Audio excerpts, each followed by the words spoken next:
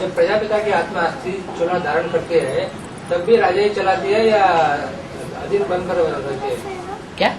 Student, when the soul of Prajapita takes on a female body, does he rule even then or does he stay as a subordinate?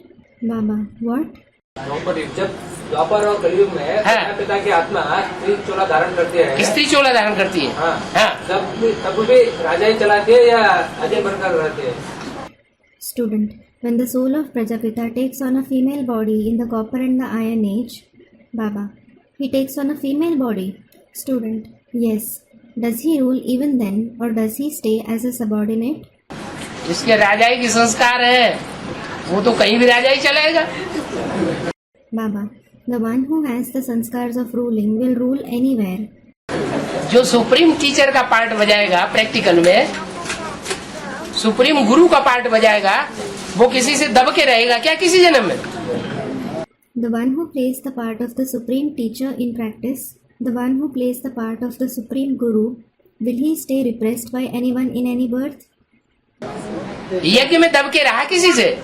Did he stay repressed by anyone in the yajna? है? यज्ञ के आदि में भी दब के नहीं रहा, मध्य में भी दब के नहीं रहा और अंत में भी दब के रहे नहीं। He wasn't repressed by anyone in the beginning of the yajna, in the middle of the yajna, and he won't be repressed by anyone in the end either. Jhansi रानी लक्ष्मीबाई है? झांसी रानी लक्ष्मीबाई। अब ये तो प्रूफ मिले तब माना जाएगा, ऐसे नहीं माना जाता है। Student, just like Queen Lakshmi Bai. Baba, now this will be accepted when you have a proof. It can't be simply accepted. उसके पति का नाम तो गंगाधर था। Her husband's name was Gangadhar. है? गंगाधर तो शंकर जी का नाम है। Gangadhar is Shankar Ji's name. फिर वही पति बन जाएगा, वही पत्नी बन जाएगी। Will he himself become the husband as well as the wife? हिसाब किताब निकालो। Take out some calculation.